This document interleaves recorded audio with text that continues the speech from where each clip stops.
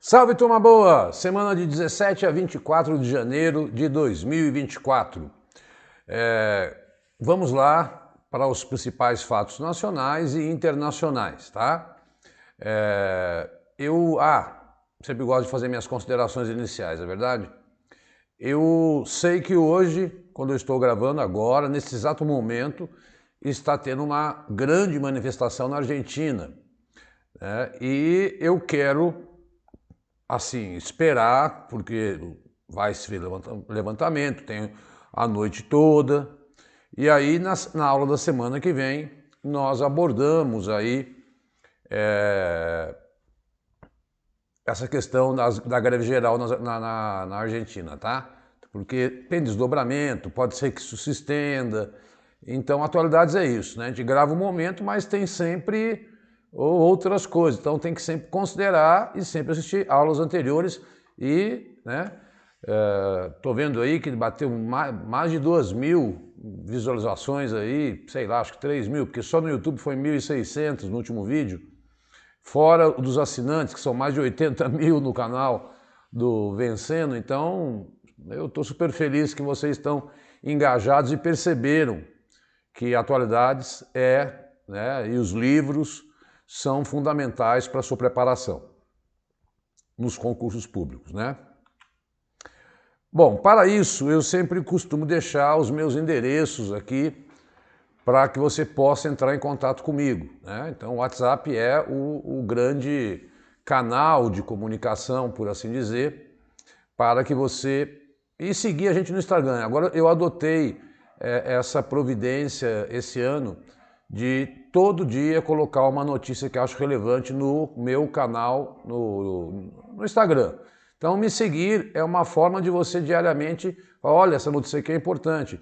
E pegar o jeitão de atualidades, porque esse é o grande drama das pessoas, né? E para falar sobre os livros e aproveitar as promoções, é pelo WhatsApp, porque ali a gente manda em PDF e tal, né? Semana de 17 a 24 de janeiro, para as pessoas que vão prestar aí, hoje saiu o edital do Ministério do Planejamento, muitas vagas, de novo realidade brasileira. Então os editais federais, dos órgãos federais, estão cobrando a realidade brasileira, que difere de atualidades, como eu já expliquei, porque em atualidades a gente tem questões de mundo.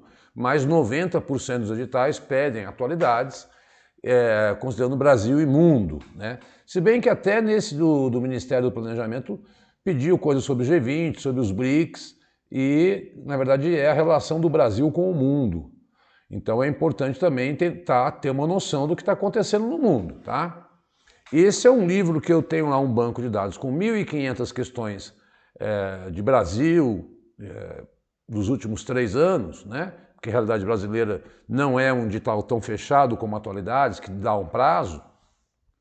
E de lá eu selecionei aquelas conforme o edital do CNU. Me deu um trabalho louco, né? Tá no Hotmart, mas lá é mais caro, porque tem as tarifas que eles cobram da gente. Por isso, se você também vai prestar o CNU, eu acho fundamental você ter esse material em mãos, tá? Bom, vamos lá para a primeira notícia.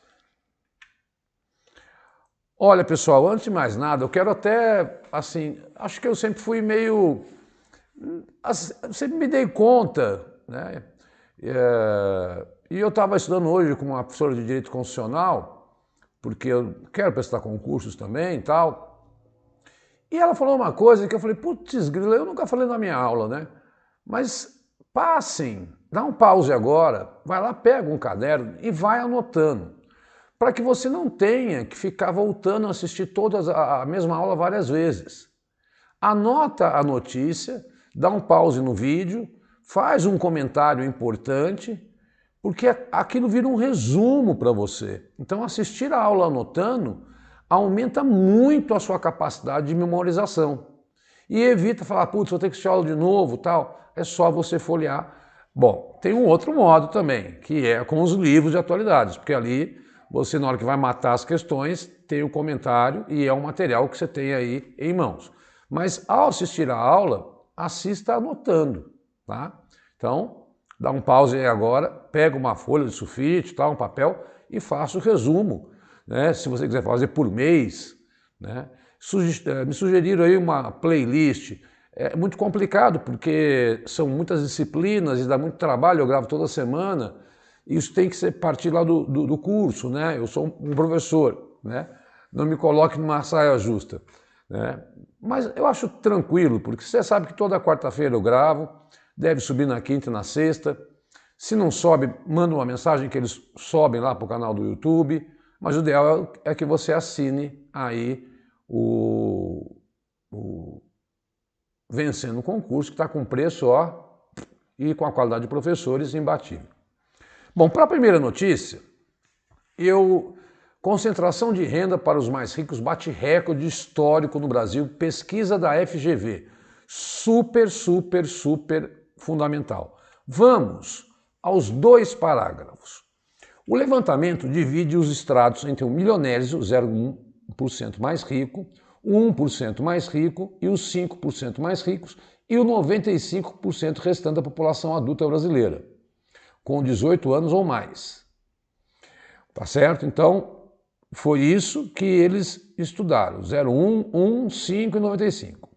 Ou seja, enquanto a maioria adulta teve um crescimento médio de 33% em sua renda no período de 5 anos, marcado pela pandemia, a variação registrada pelos mais ricos foi de 51%, 67% e 87% nos estratos mais seletos. Entre os 15 mil milionários, que compõem 0,01%, o crescimento foi de 96%. Como resultado disso, olha só, a proporção do bolo apropriada pelo 1% mais rico da sociedade cresceu de 20% para 23%. Nesses últimos 5 anos aí, a pesquisa foi publicada em 2024, levou em consideração o imposto de renda das pessoas, né? Agora, olha a última linha. 153 mil adultos têm renda mensal de R$ 441 mil em 2022. Ora, não há justificativa num mundo contemporâneo com os grupos vulneráveis, com a população em situação de rua, com as minorias, que essa desigualdade se acentue. Isto não é socialismo. Eu quero viver no capitalismo da Suécia, da Finlândia, né? Agora, não dá, exatamente porque foi necessário fazer uma reforma tributária para taxar, cobrar IPVA de lancha, de helicóptero, e esse é um retrato do Brasil que serve para atualidades, para conhecimentos gerais, né? Que é inconcebível. É falta de humanismo no meu conceito, né? Eu entendo que existem pessoas que trabalham, que lutam, isso é digno, é você que está estudando, batalhando, muitas vezes estudando e trabalhando. Agora, existe gente que na especulação, que no malfazer, sonegando imposto, concentra esta renda absurda no nosso país. E é pesquisa da FGV. Isto é um retrato da nossa sociedade. Refinaria de Abreu e Lima. É legal saber que nós temos várias refinarias. Mas esta notícia, dada pela Petrobras, vai expandir em 40% a produção de diesel no Brasil. Ela é uma grande refinaria e promete até 2028, no seu plano estratégico, transformar o Brasil autossuficiente em diesel. Bom, contradição. Qual a contradição, Diogo? Num tempo de transição energética, num tempo em que queremos energia limpa, vamos produzir mais diesel, que é queima de combustíveis fósseis. Ok, eu entendo que é necessário, porque nós estamos importando, não se faz a transição energética de um dia para o outro. E, obviamente, nós precisamos do diesel para a aviação, para o transporte rodoviário, que é o nosso principal nodal de transporte, infelizmente. Então não adianta, né? A gente não vai conseguir, olha, não vamos mais usar o diesel porque fere o planeta. Não dá, né? Mas é uma boa notícia no sentido de que também vai gerar 30 mil empregos lá em Pernambuco, fica esta refinaria. E, veja, eu gosto mais das coisas quando você anuncia e se conclui, né? Eu gosto sempre de falar daquele monotrilho aqui em São Paulo que estava feito para a Copa, né? E até hoje não está pronto, na Copa 2014. 10 anos e nada, né? Então, mas enfim, dinheiro a Petrobras tem. Olha, esta é uma reportagem daquelas que, assim, de vez em quando sai, né? E eu acho assim, por exemplo, o currículo da cidade de São Paulo, ele é baseado nisso. E é importante que você tenha noção, isso não é uma notícia dessa semana, é uma notícia do mundo contemporâneo. Então, entenda o que são os Objetivos de Desenvolvimento Sustentável, também chamados de ODS, fazem parte da Agenda de 2030 da ONU, que foi instituída em 2015 na Cúpula de Desenvolvimento Sustentável e foi assinada por diversos países. Olha só, o objetivo principal da agenda é não deixar ninguém para trás, explica o CEO da Pacto Global da ONU no Brasil. Os países se reuniram com a sociedade civil e as empresas para tentar entender quais são os grandes desafios da sociedade. A gente sabe que tem muita gente passando fome, sem acesso à educação, sem acesso à saúde. Então o que foi feito, na verdade, foi uma grande reunião de dados e as pessoas para entender como e onde a gente precisava avançar. Ele conta que gosta de pensar na agenda como uma lista de afazeres da humanidade, né? Então, o que a humanidade tem que fazer para melhorar? E essas são metas, né? Até 2030. E eu vi essa entrevista desse CEO, muito lúcido. Eu entendo que muito dificilmente a gente vai conseguir atingir todos os objetivos. Mas, apesar de todas as guerras, a sociedade nunca esteve tão unida. E a gente precisa, nunca se falou tanto realmente em desenvolvimento sustentável, que é o tripé, fazer a economia crescer, cuidar do povo e fazer a economia. Eu deixei aqui, é a hora de você... dentro de cada um desses aí, esses são os 17 objetivos gerais. E depois tem as metas, que são mais de 300, você não vai decorar, né? Erradicar a pobreza, fome zero, agricultura sustentável, saúde e bem-estar. Então, quando você fala em saúde, vai ter ali vacinação, vai ter saneamento, vai ter investimento em tecnologia para a cura de doenças, educação de qualidade, igualdade de gênero, temos muito que lutar por isso, água potável, energia limpa, trabalho decente, indústria, inovação e infraestrutura, redução das desigualdades. Esses são termos que vocês têm que se acostumar a ouvir. Cidades e comunidades sustentáveis, não adianta nada eu ter uma comunidade, uma cooperativa que polui o rio. Consumo e produção responsável, o que é isso? Evitar o desperdício. Ação contra a mudança global do clima, atitude, vida na água, salvar os rios, vida terrestre, cuidar da violência na cidade, paz, justiça, instituições eficazes, e aí questão da gestão, da corrupção, estimular parcerias e meios de implementação das ODS. Então, não é para decorar, mas é para entender que essa agenda está se chegando, faltam 6 anos, 5, 7 anos para se complementar esse desejo, e isso norteia as políticas públicas dos governos. Isto pode ser um excelente argumento na sua redação. Tendo um tempo, procure entrar na internet e ler as ODS aí, porque você vai estar super afiado para qualquer tema de redação que eventualmente tenha em sua prova.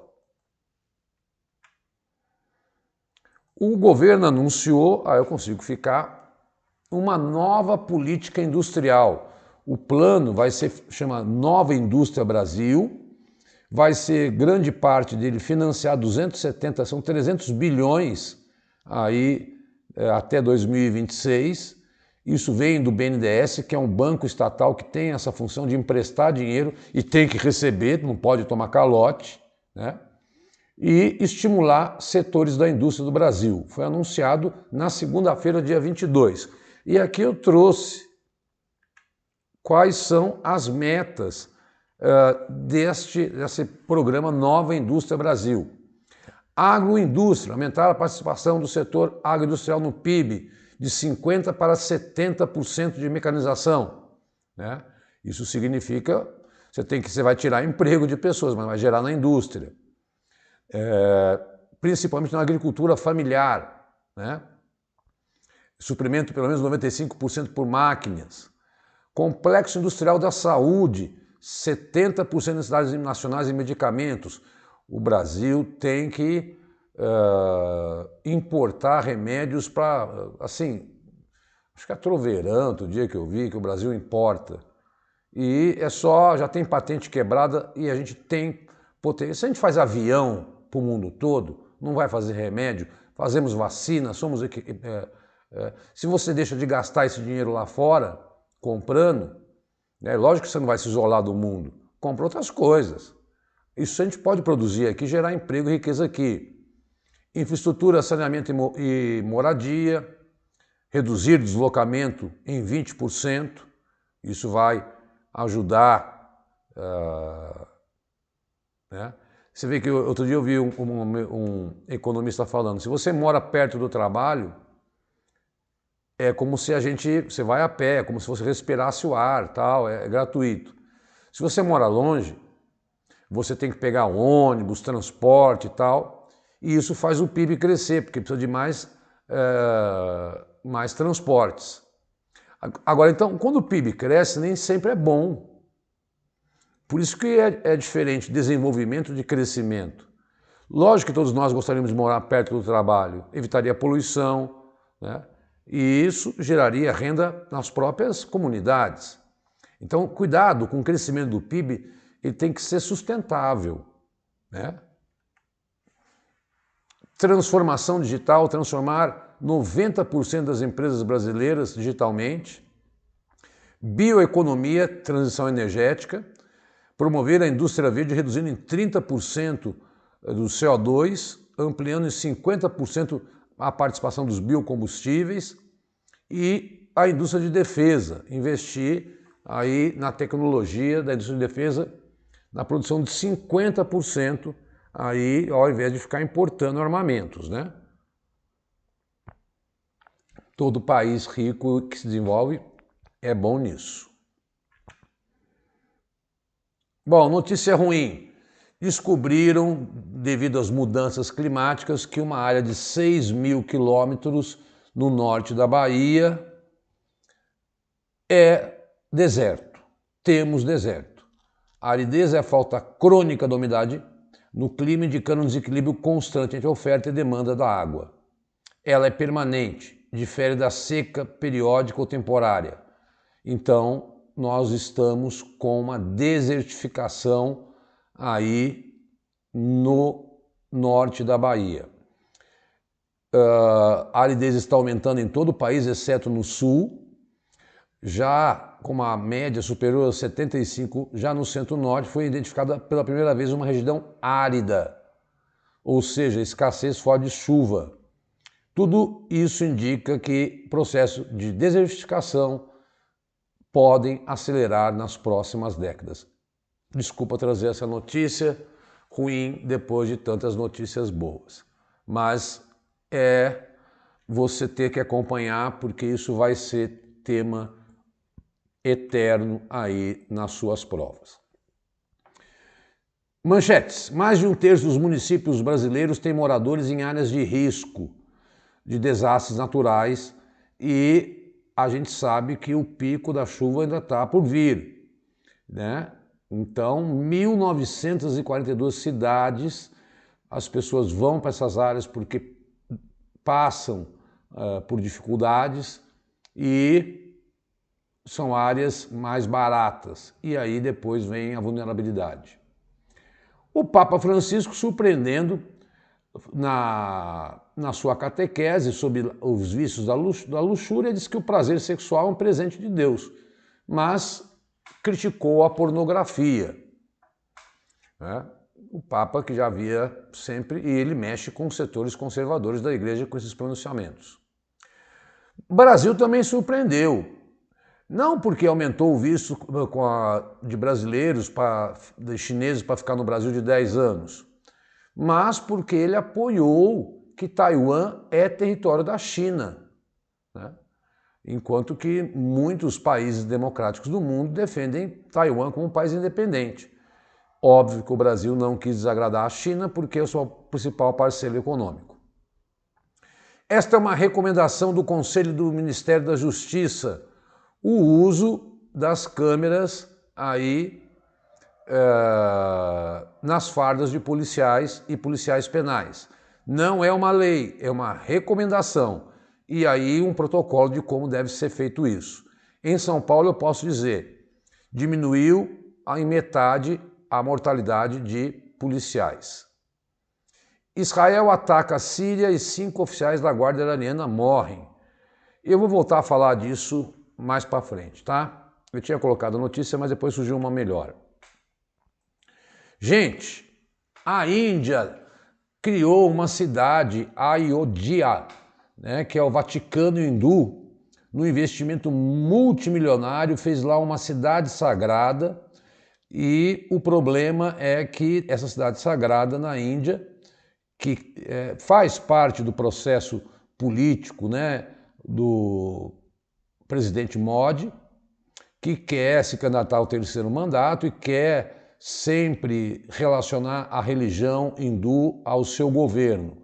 O problema é que a Índia tem 200 milhões de muçulmanos e esse Vaticano hindu foi construído em cima do que era aí uma mesquita muçulmana.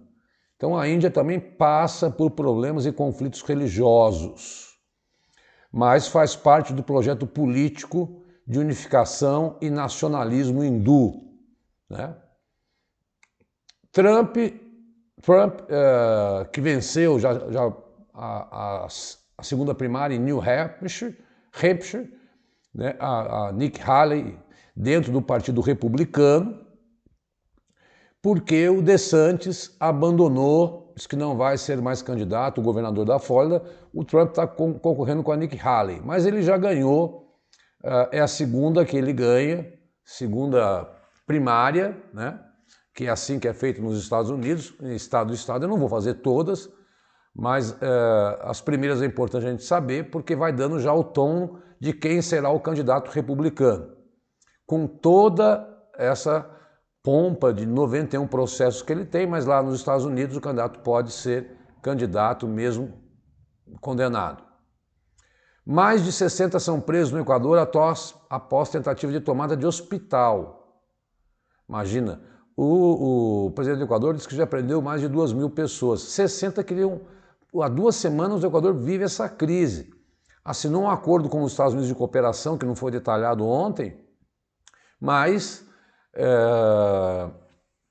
eles queriam proteger um membro da sua organização. Olha aqui como as instituições estão degringolando lá no Equador. Depois de 50 anos, o IBGE volta a usar o termo favela no censo. Desde 70, eles usavam expressões como aglomerados urbanos, subnormais, né, ou comunidades. A partir de 2022, a definição passa a ser favela e comunidade urbana.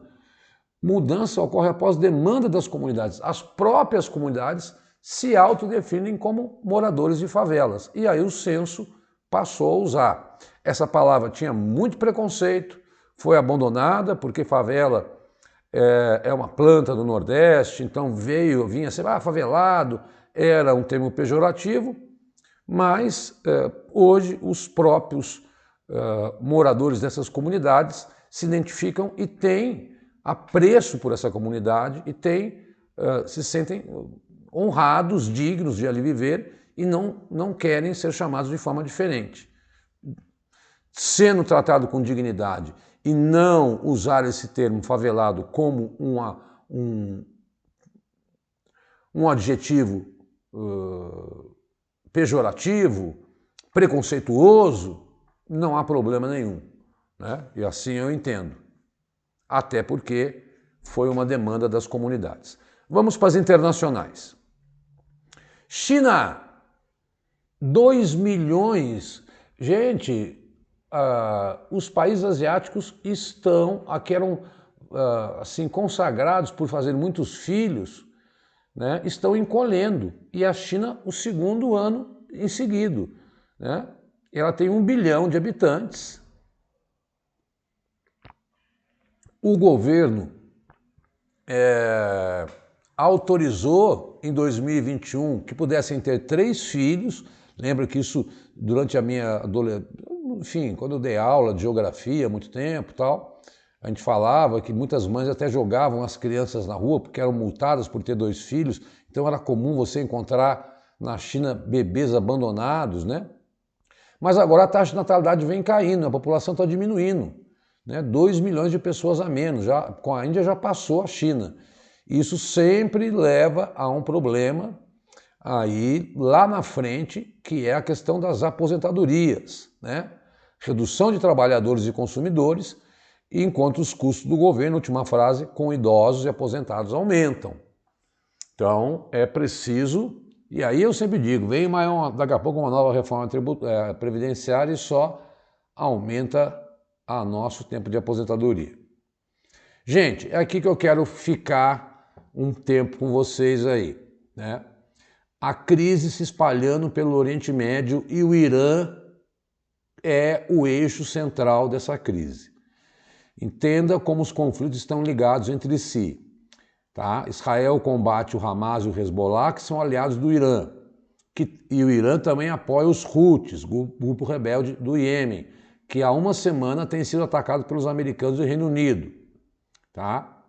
Então, nós já sabemos que existe, né, essa guerra declarada na faixa de Gaza. E vamos ler o texto, porque é importante. Israel bombardeia a faixa de Gaza, ok, sabemos desde outubro. O Hezbollah, que é o grupo lá do Líbano, ataca o norte de Israel. Os Houthis atacam o sul do país, atacaram Israel também os Houthis.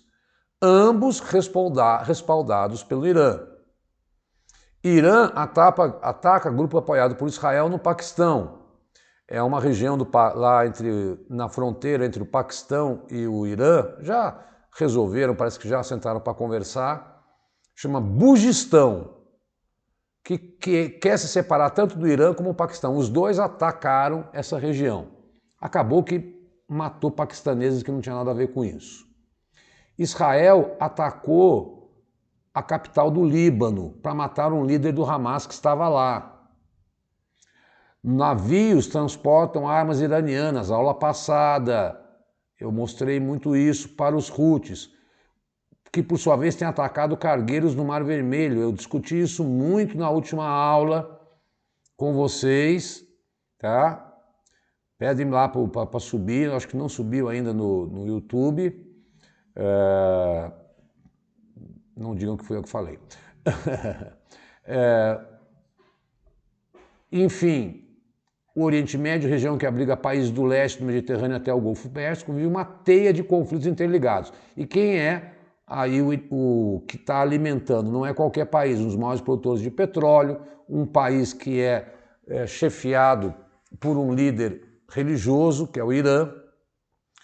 E ali há uma listinha. Invasão do Hamas em 7 de outubro, matou 1.400 israelenses. Israel já matou 24 mil aí na faixa de Gaza. Hezbollah ataca, financiado pelo Irã, o Estado israelense. Semanas depois, o exército israelense começa a interceptar mísseis lançados pelos Houthis lá do Iêmen. Pega o mapa mundi. Aos poucos, os Houthis foram ganhando protagonismo. O grupo de rebeldes, né, que expulsou agora os diplomatas americanos e do Reino Unido lá do Iêmen, começam a tocar o terror ali no Mar Vermelho. A aula passada eu mostrei isso. Já foram mais de 20 ataques a navios de diferentes países que estão tendo que mudar a rota. Estados Unidos sistematicamente bombardeando o Iêmen para destruir mísseis que eles possuem que vêm do Irã. E os Houthis começam a atacar navios americanos. Na quarta-feira passada, os americanos consideraram os Houthis grupo terrorista. Em paralelo, Israel começou a contra-atacar para além da faixa de Gaza e diz ter matado membros do alto escalão do Hezbollah e do Hamas no Líbano. Então, olha a escalada que pode levar essa guerra, envolvendo outros países. E importante entender, tudo isso tem ligação com o Irã, que é xiita e busca grupos radicais xiitas em outros países. Então, e aí o Irã ataca alvos na Síria e no Iraque. São alvos aí de sunitas ou de grupos que ele diz que são ligados a Israel. Isso incomodou a Síria, que é um aliado do Irã, e incomodou o Iraque, que também é um aliado do Irã. Mas o Irã está atacando até os seus próprios aliados para atingir Israel, para atingir sunitas. Eu sei que isso é complicado e é por isso que é bom anotar os conflitos aí. Eu não tenho tempo aqui para ficar detalhando, né? E nem então ataca Israel versus Hezbollah, Israel versus Hamas, Houthis versus Israel, Estados Unidos versus Houthis. Quem dinheiro, faz assim um cifrão, põe dinheiro, Irã com armas, tal, vai criando um mapa mental aí que eu tenho certeza que conflitos, manifestações mexem com a economia global e são alvos de prova. Então está aqui um texto muito, só fazer uma coisinha aqui. Está aí um texto, você dá um pause, né, e olhar com bastante calma esses conflitos, tá? Então, vou até voltar o anterior.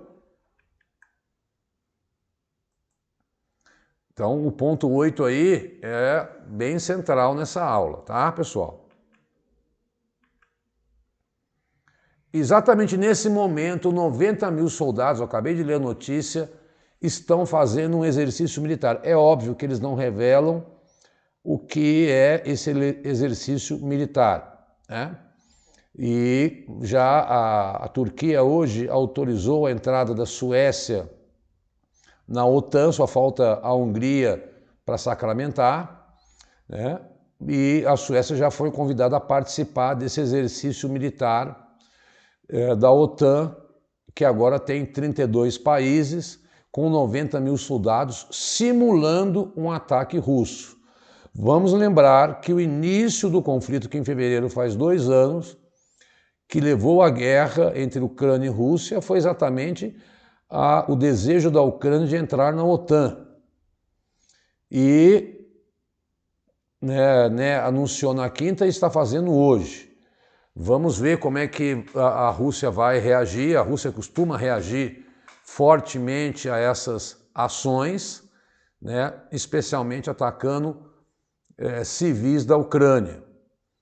E assim que nós tivemos mais notícias de como foi esse maior exercício militar, né, e o cara falou, eu estou simulando um ataque russo à OTAN, porque na OTAN, se você ataca um membro, você está atacando todos os outros membros que formam essa organização militar. O anúncio foi na quinta-feira passada, mas o exercício está sendo hoje, quarta-feira 24. Gente, o mundo do espaço está virando notícia. E agora? O 5º país do mundo conseguiu pousar na Lua, não tripulado, não, botou uma sonda, né? Vai ter lá um carrinho que vai andar, né, pela Lua. todo mundo querendo fazer seus estudos na Lua para exatamente pensar em Marte. Quem havia chegado? Estados Unidos, antiga União Soviética, Rússia, China, o ano passado a grande novidade foi a Índia e o Japão. Pousou na sexta-feira, né? Teve um problema, mas levará um mês para a gente saber se deu certo, se essa sonda funcionou, porque ela depende de energia solar, o que é muito interessante para funcionar. E emissões lunares como essa do Japão oferecem uma oportunidade perfeita para a testagem de ferramentas, equipamentos que podem ser úteis numa viagem tripulada a Marte. É o homem partindo para pesquisas espaciais mais avançadas em todo o mundo. Está longe de ser o Brasil. Voltando a falar do Sudão, essa notícia veio essa semana e as provas adoram perguntar de conflitos que tomam conta do continente africano. Eu não gosto de perguntar porque são 55 países que têm o continente africano e muitas brigas de etnia. Um dos países que está em guerra civil desde 2023, né, desde 15 de abril, é o Sudão. E um relatório da ONU com observadores, abusos físicos, sexuais, deixaram 15 mil mortos aí numa cidade. No documento enviado ao Conselho de Segurança da ONU, os observadores independentes de sanções da organização atribuíram o número de vítimas em El Geneina a fontes de inteligência e o acompanharam. 12 mil pessoas foram mortas em todo o Sudão desde que a guerra na região começou entre o exército e esse grupo paramilitar RSF. Né? Eles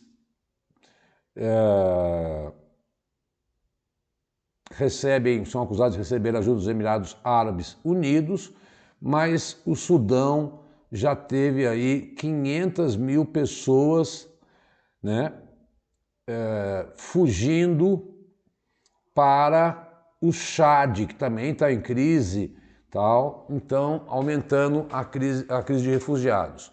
Essa violência é contra a tribo africana Massalit. Então eles não brigam só entre eles, mas matam também etnias que eles não querem no seu país.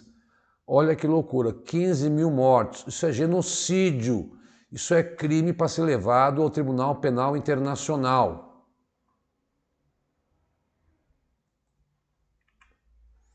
Olha, eu relutei muito em colocar essa notícia porque ela veio de hoje e um diz uma coisa e o outro diz outra. Mas se confirmado que realmente estavam lá essas 74 pessoas, foi, desde que a guerra começou entre Rússia e Ucrânia, o dia em que mais morreram pessoas na guerra. Diferente lá, Israel e Hamas, que chegam a morrer mais de 100 pessoas por dia. Mas na Rússia e na Ucrânia, os estudiosos dizem, olha, o que aconteceu? Um avião, e aí o que a Ucrânia disse? Rússia não pediu proteção do espaço aéreo onde o avião militar caiu, diz Ucrânia, que não nega nem confirma envolvimento. Russos acusam ucranianos de derrubar avião militar com 74 passageiros hoje. Então, esse avião, isso está confirmado, tá? Está confirmado, a Ucrânia confirmou. Ia haver uma troca de prisioneiros. Então, a Ucrânia entrega soldados russos, os russos entregam soldados ucranianos. Muito bem, na fronteira entre Ucrânia e Rússia, um avião de guerra russo que, segundo a Rússia, estava com 74 ucranianos, nós vamos precisar ter certeza dessa confirmação, tal, né?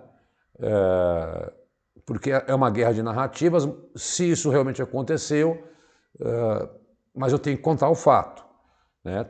99% de chance que tinham 74 pessoas ali.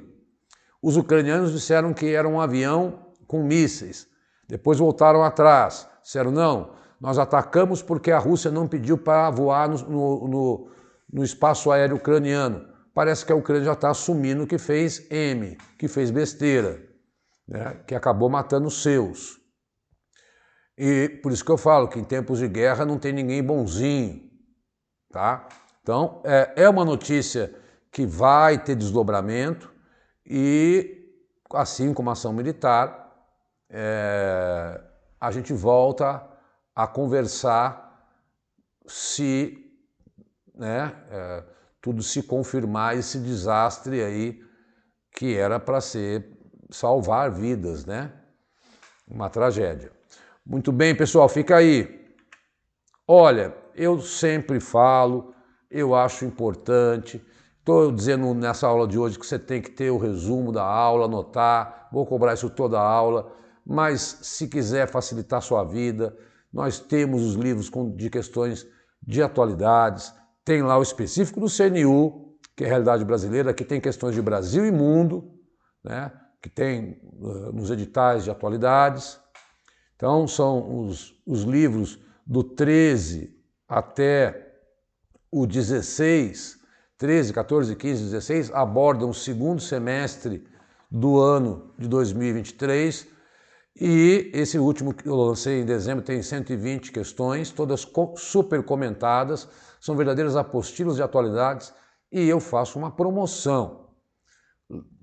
Quanto é cada um? Quero só um exemplar, R$25, que dá um trabalho louco. E é meu isso, porque assim, fui eu que criei as questões, né? Eu não estou pegando se você não vai encontrar essas questões, né? Porque eu não vou lá nos sites de questões gratuitas e coloco aqui. Uma outra eu coloco só para mostrar que é muito parecida com aquelas que eu crio. São questões inéditas, ou seja, aquilo que vai cair na sua prova, para você treinar. Né? E são 120 temas diferentes, no modelo de todas as bancas para a prefeitura e tal. Diogo, qual é a promoção? R$70, pessoal. Eu sei que o mês de janeiro é um mês de aperto e tal. Como é que eu faço? Manda um WhatsApp. Né? Se você quer saber dos livros, eu tenho 3 livros de direitos humanos. Né? Eu tenho esses 16 livros de atualidades e tenho esse do CNU, que eu acredito que a prova já está sendo configurada e como eu acabei de lançar faz uma semana, ele está totalmente dentro do edital. Manda um WhatsApp para mim, né? Segue a gente no Instagram, que isso vai só colaborar aí com a sua formação. E para quem não conhece, os outros canais, os outros endereços do Vencendo Concursos, né? Além do site, obviamente. Na hora que você entra no site, você já tem lá o Cristiano para conversar, ou a Lilian e tal, para te atender aí e negociar o seu edital. Tá? Muitas aulas gratuitas lá, inclusive a aula de realidade brasileira vai ter no dia 6 de fevereiro, uma aula minha lá. Mas eu continuo aqui gravando as aulas que sobem, às vezes um pouco atrasada, para o canal do YouTube do Vencendo Concursos, tá? Então essa foi a semana de 17 a 24, esse mês 31 é quarta-feira que vem, teremos 5 aulas. Então você tem 5 aulas aí para estudar aí os temas de janeiro. Muito obrigado, vamos lá, que não é porque, não entra nessa que o Brasil só começa depois do carnaval. Sabe quantas mil vagas está no orçamento que o Lula sancionou, só esse ano? 50 mil vagas para concursos federais estão autorizadas para esse ano. 50 mil, uma tem que ser sua. Tá? Forte abraço, muito obrigado, até semana que vem. Tchau, tchau.